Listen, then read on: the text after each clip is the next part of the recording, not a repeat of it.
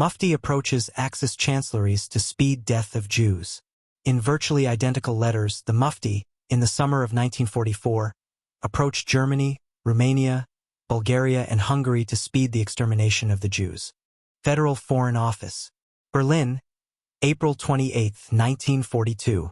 Your Eminence, in response to your letter sent to Prime Minister Rashid Ali El Gailani, together with His Excellency today, and in confirmation of my meetings with you, I have the honor to share the following. The German government fully appreciates the confidence of the Arab people in the Axis powers and their goals, and their willingness to participate in the struggle against the common enemies until the final victory, and it has full understanding for the national goals set out by them, but at the moment Arab countries of the Middle East are suffering from English oppression. I therefore have the honor to assure you, in full agreement with the Italian government, that the independence and freedom of the Arab countries, currently suffering from British oppression, is also the goal of the German government. Germany is therefore ready to provide the Arab countries of the Near East, which are currently suffering from British oppression, with conceivable support in their struggle for their liberation, to recognize their sovereignty and independence, and to agree to their unification, if desired by the parties involved, as well as to agree to the elimination of the Judeo-national homestead in Palestine. There is an understanding that the wording and the content of the information must be kept secret. They will be kept until something else is determined by mutual agreement. Approve Your Eminence the insurance of my excellent respect. To His Eminence, the Grand Mufti of Palestine, Amin el-Husseini. Mufti's letter to Ribbentrop. Berlin, July 25, 1944. To His Excellency, the Minister for Foreign Affairs. Berlin. Your Excellency, I have previously called the attention of Your Excellency to the constant attempts of the Jews to emigrate from Europe in order to reach Palestine, and asked Your Excellency to undertake the necessary steps so as to prevent the Jews from emigrating. I had also sent you a letter under date of June 5, 1944, in regard to the plan for an exchange of Egyptians living in Germany with Palestinian Germans, in which I asked you to exclude the Jews from this plan of exchange. I have, however, learned that the Jews did depart on July 2, 1944, and I am afraid that further groups of Jews will leave for Palestine from Germany and France to be exchanged for Palestinian Germans. This exchange on the part of the Germans would encourage the Balkan countries likewise to send their Jews to Palestine. This step would be incomprehensible to the Arabs and Muslims after Your Excellency's declaration of November 2, 1943, that the destruction of the so-called Jewish national home in Palestine is an immutable part of the policy of the Greater German Reich, and it would create in them a feeling of keen disappointment.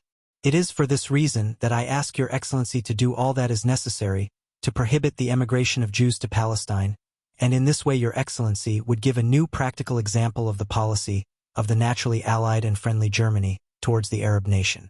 Yours, etc. Mufti asks death of Jews as gesture to Arabs. Mufti asks death of Jews as gesture to Arabs. Berlin, July 27, 1944. To the Reichsführer SS and Minister of the Interior. H. Himmler. Berlin. Reichsführer. In my letter to you of June 5, 1944, I referred back to our conversation, in which I reported to you on the inclusion of Jews in the exchange plan of some Egyptians living in Germany. I asked you, Reichsführer, to take all the measures to prevent the Jews from going. These measures would also be in accordance with German policy in general, especially with the declaration of the German government, on the occasion of the anniversary of the Balfour Declaration on November 2, 1943, which stated that the destruction of the so-called Jewish national home in Palestine is an immutable part of the policy of the Greater German Reich, and that the National Socialist Movement, since its inception, has inscribed on its banner the battle against world Jewry, as you, Reichsführer, said in your telegram on the same occasion. In the meantime, I have learned that the Jews, nevertheless, did leave on July 2, 1944, and it is to be feared that further Jewish groups may leave Germany and France under the plan for exchanging Palestinian Germans. This exchange of Germans would encourage the Balkan countries to send their Jews to Palestine too. Furthermore, after the declaration of the German government, such a step would be incomprehensible to the Arabs and Muslims, and it would create in them a feeling of keen disappointment.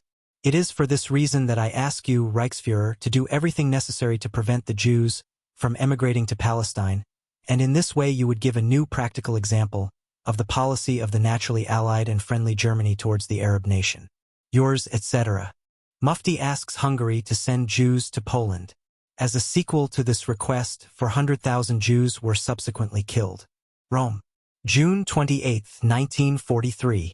His Excellency, the Minister of Foreign Affairs for Hungary.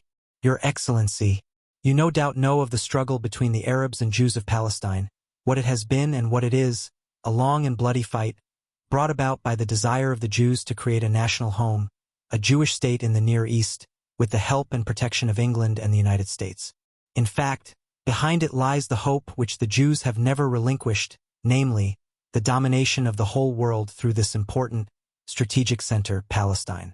In effect, their program has, among other purposes, always aimed at the encouragement of Jewish emigration to Palestine and the other countries of the Near East. However, the war, as well as the understanding which the members of the Three-Power Pact have of the responsibility of the Jews for its outbreak, and finally their evil intentions towards these countries, which protected them until now, all these are reasons for placing them under such vigilant control as will definitely stop their emigration to Palestine or elsewhere. Lately I have been informed of the uninterrupted efforts made by the English and the Jews to obtain permission for the Jews living in your country to leave for Palestine via Bulgaria and Turkey.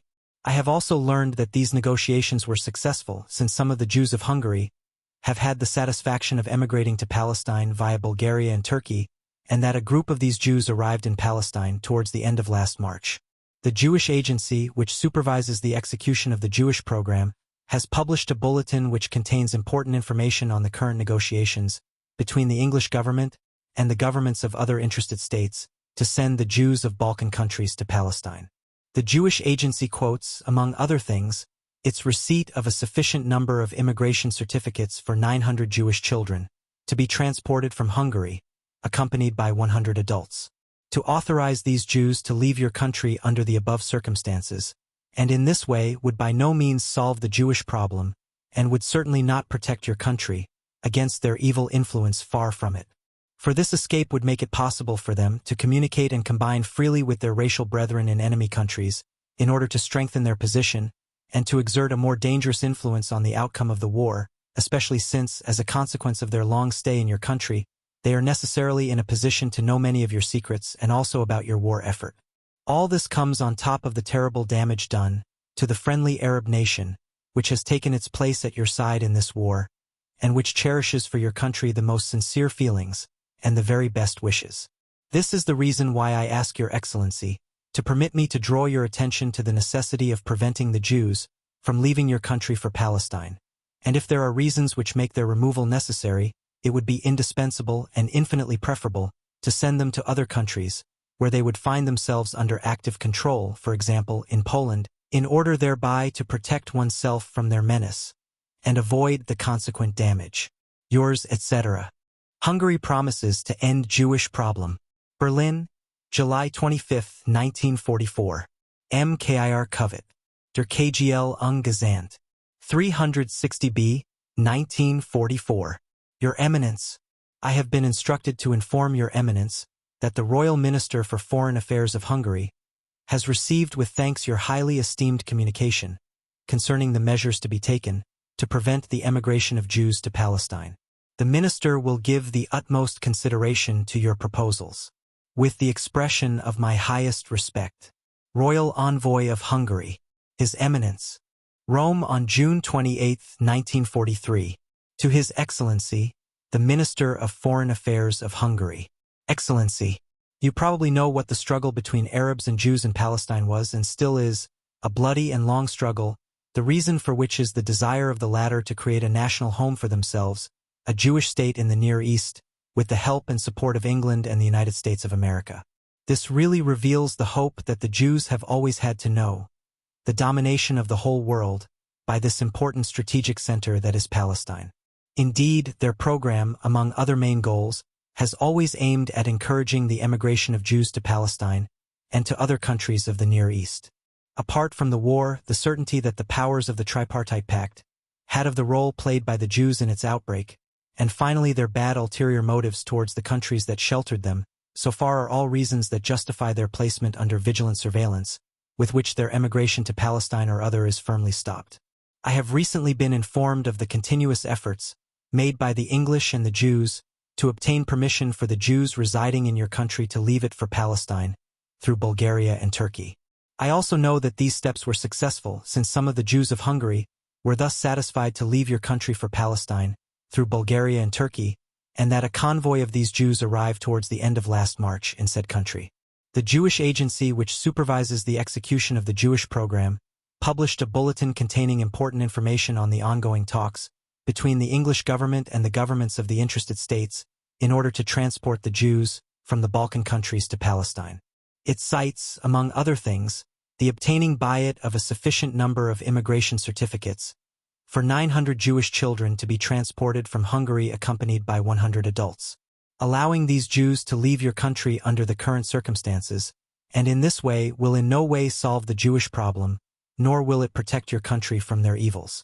On the contrary, because this escape will allow them to communicate freely and to consult with their race brothers in enemy countries in order to create a strong existence with a more dangerous influence on the outcome of the war, especially since following their long stay in your country, they necessarily find themselves enlightened on a lot of secrecy and war efforts.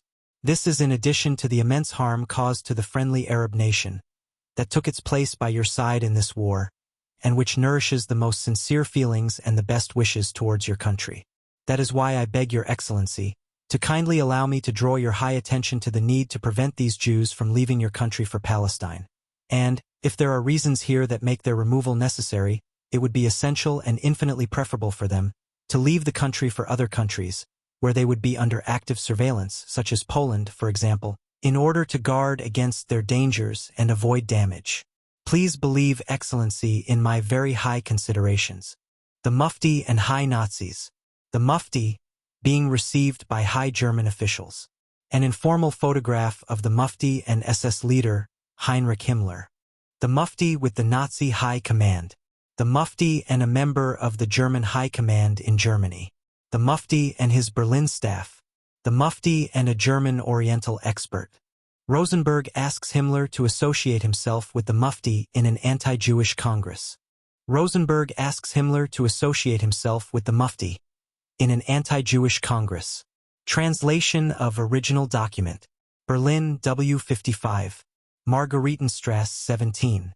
Telephone 229551. KO/row number 151 GRS. June 14, 1944. Secret Reich documents.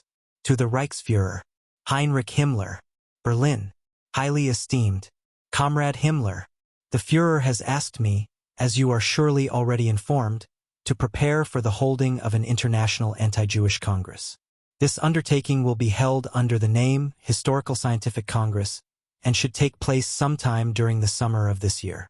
I take the liberty of asking you personally to accept the honorary presidency of the Congress, together with many representatives of foreign countries.